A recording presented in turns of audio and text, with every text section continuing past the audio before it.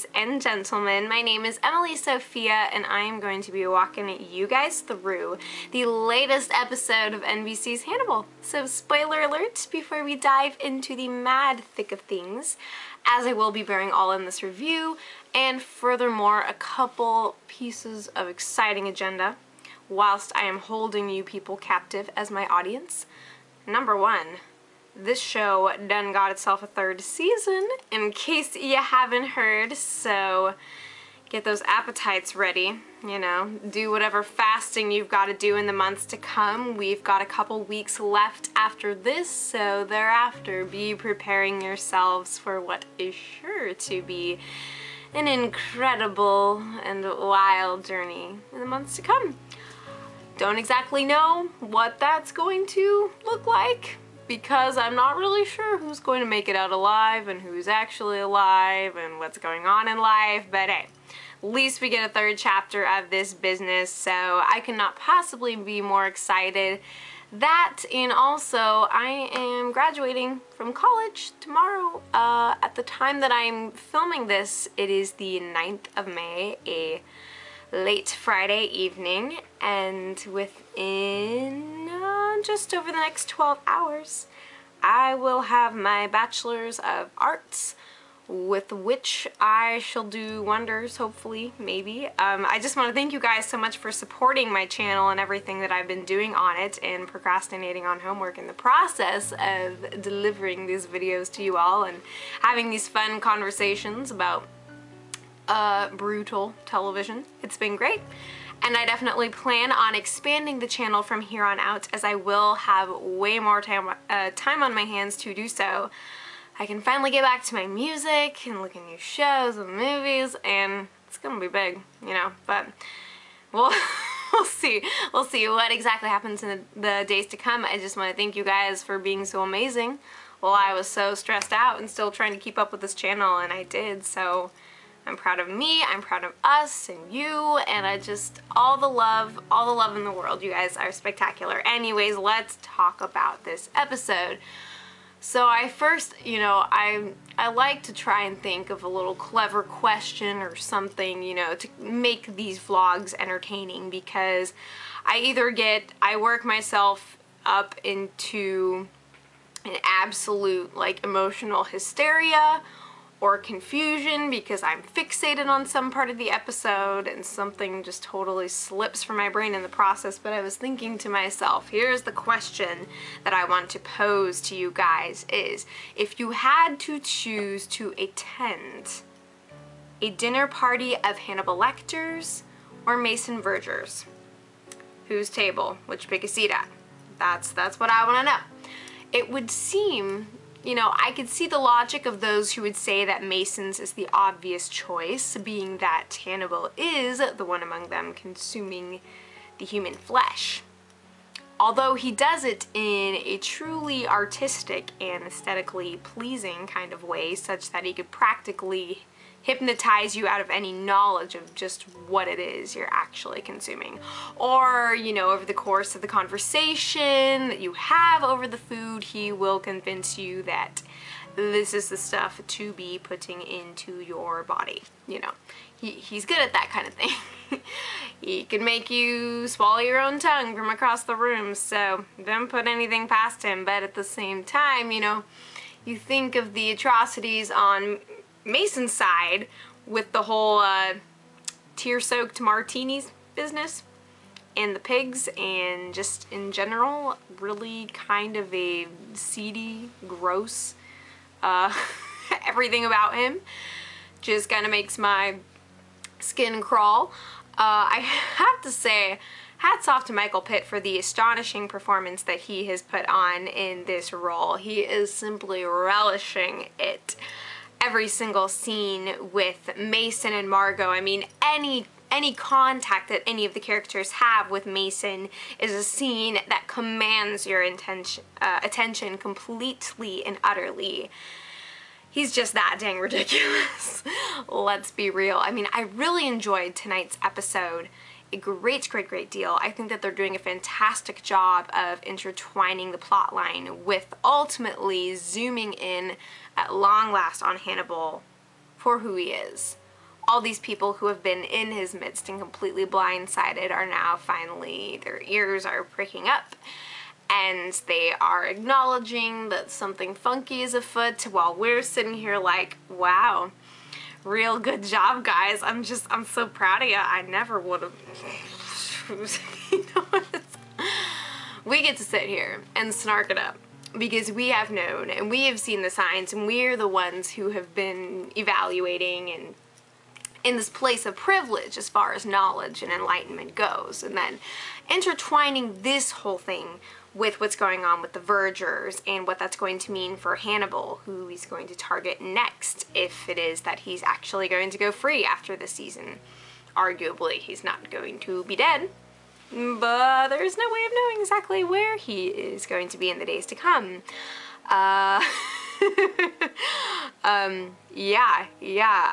really find fascinating the kind of parallelism that we have with what's going on in this season and what happened in the last season.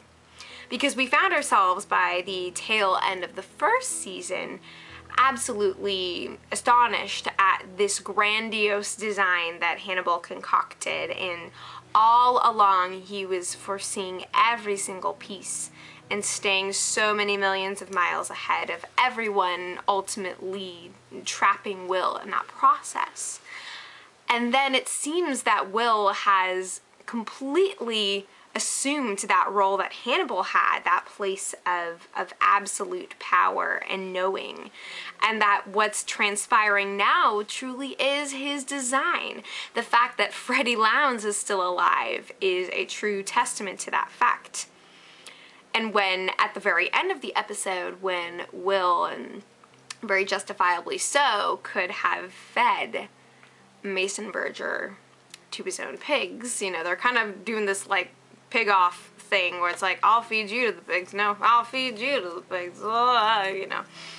They could just, like, stuff each other's faces with bacon and salt, you know, until somebody's heart gives out, but, that's just me, that's just me. I don't know which would be more, which would be worse to watch unfold. But anyway, so he is in this place of paternal rage, and that's something that we see in both Hannibal and Will in this episode, and something that further situates them as almost like two sides of the same coin, where they are both experiencing this paternal loss.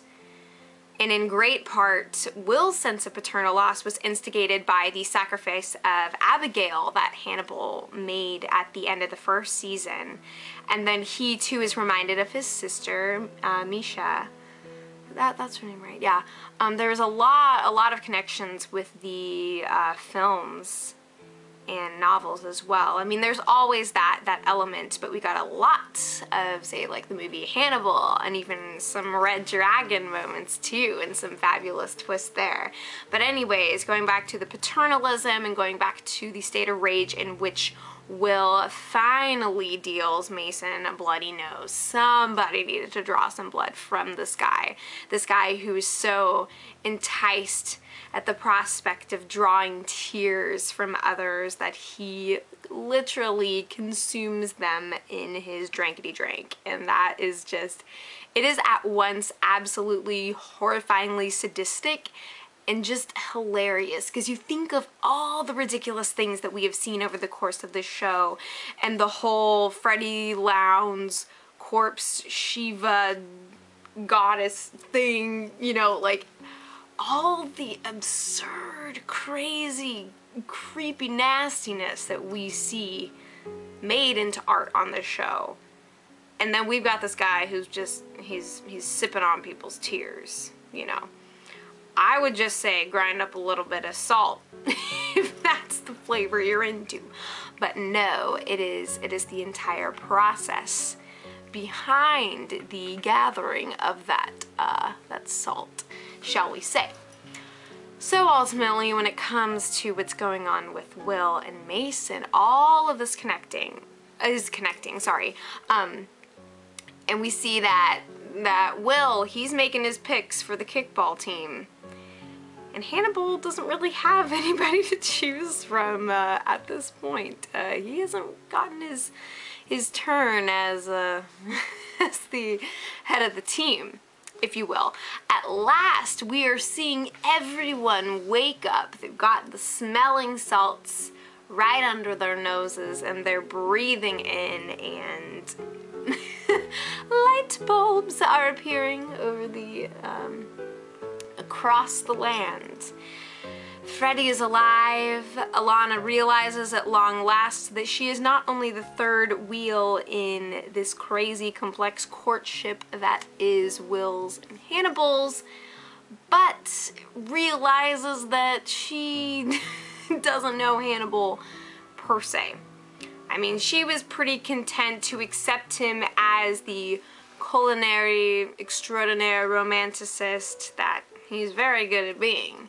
She was more than happy to accept that as the complete and utter reality, while we all sat back and, you know, gouged out our eyes over the just sheer stupidity of things. But at the same time, we realize, I'm having a difficult time verbalizing words. They're just not coming to me. Anyways, we found ourselves even enchanted by Hannibal and this kind of sick and twisted fantasy in the back of our minds as viewers. We've been kind of sucked into that too. But at last we see that Alana is breaking free from that state with a vengeance, and after a lot of delightfully passive-aggressive scenes with Will, in which she is very hotly accusing him of these crimes and murders, she sees that his benefactor, or the beneficiary, is truly the mind behind these situations.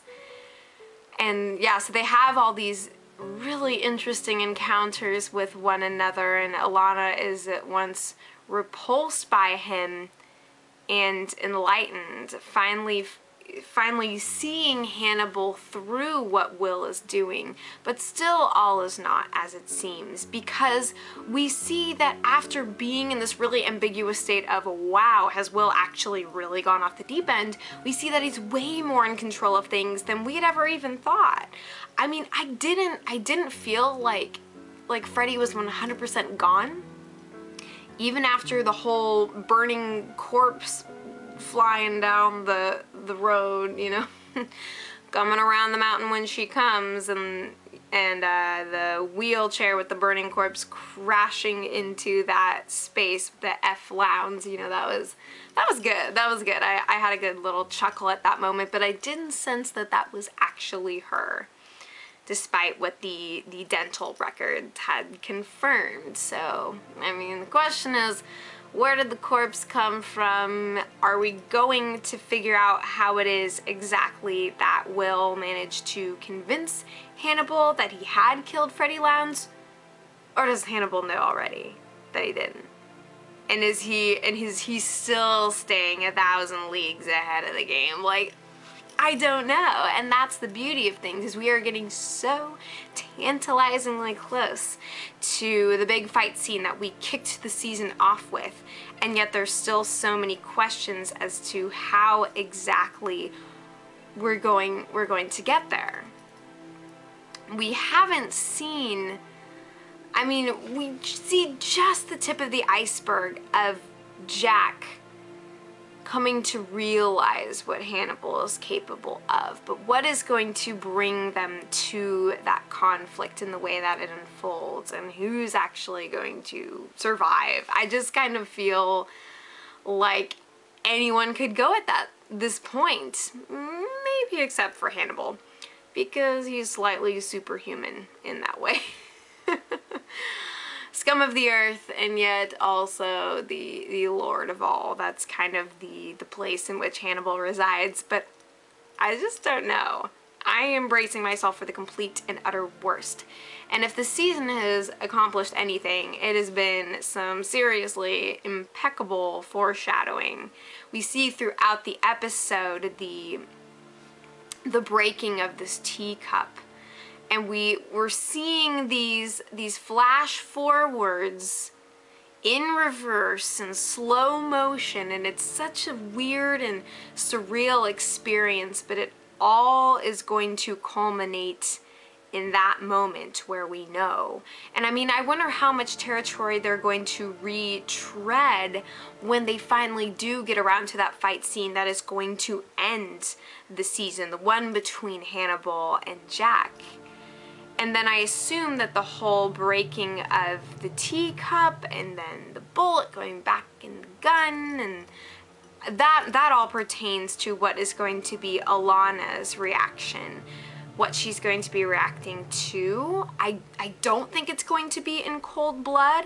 I mean, we know now that she is visually taking a hands-off stance and she is ready to back the hell out of the situation, but at the same time, we saw in even some of the early trailers for the season this scene of Alana backing up in terror as if she's being pursued by Hannibal. If she caught him in some kind of act and he is trying to seduce her into yielding control, or I don't know, but I don't think it's going to be in cold blood. So we have all these suggestions of the volatile climax to come, but still some pieces of the puzzle that we've got to see, and I still want some answers from you, Will, because after all the time that we spent campaigning for your freedom and liberation into the world, I was not going to be happy to know that I spent that time priming a little murder buddy of Hannibal's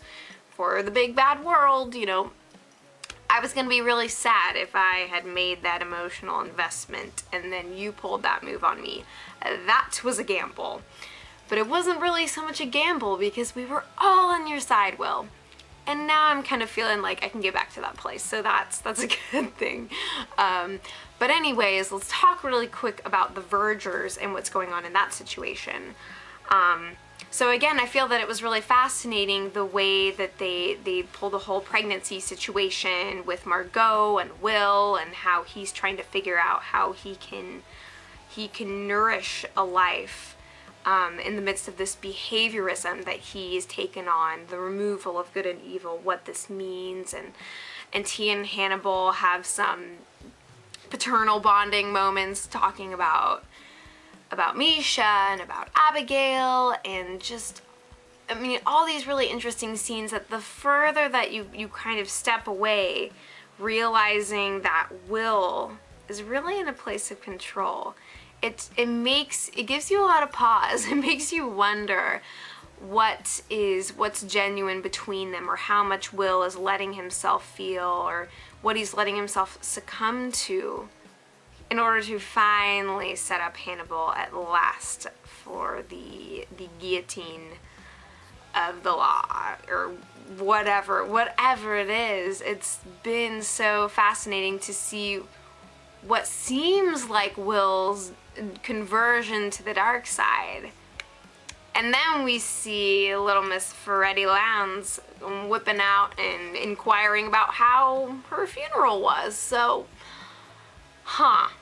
just some food for thought in this situation. We get to see further into what exactly Mason Verger is capable of, and again, a lot of connections to the Hannibal movie, and even to Red Dragon as well. I was seriously wondering to myself, like, are they going to deny themselves the opportunity to explore that figure by making Will into the dragon? But it seems like it could still be possible now that they could go into that territory maybe in some way.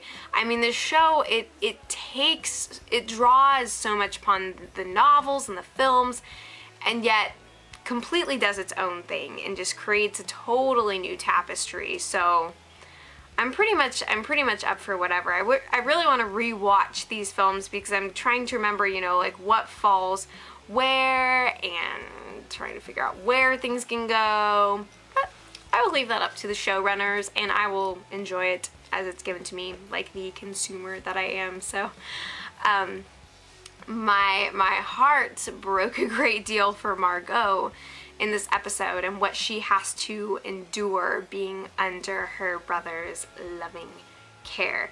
Again, the way that Michael Pitt plays this character is top notch. He's got the kind of Joker-esque quality to him that makes him such, well, it's so much fun to watch. And exactly what role he is going to play in Hannibal's downfall, we'll see. Because we did see Hannibal dangling earlier on in the season in a very precarious position. That seems to be the favorite way of the psychopaths of dealing with the Lord of the psychopaths is suspending them in this, you know, in this state of vulnerability. Letting them loom and linger over their fate. So I don't know, man. I don't know. This little piggy went to market. This little piggy very much enjoyed the show tonight, and I'm looking forward to more, much more, many months yet of craziness that is causing my family to think that I am certifiably insane. But hey, maybe that is truly the case. Yeah, so feel free to hit me up with any and all thoughts. I need a peace out. I've got a graduation thing to do in the morning, and yeah. So I'll be back. This marks the dawn of a new era for M. Mighty Sophia, so do stick around. I will be back before you know it. I will be back and bigger than ever. And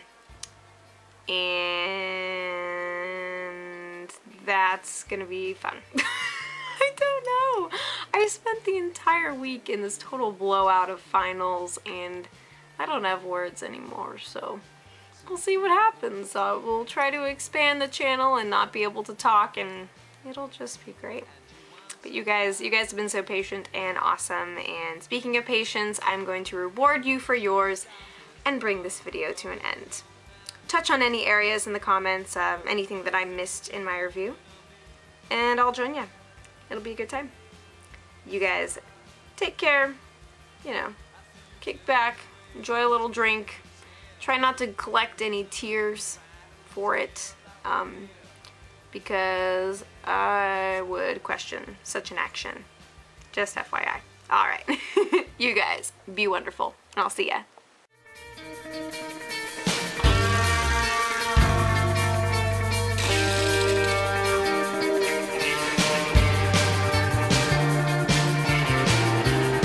Had you coil around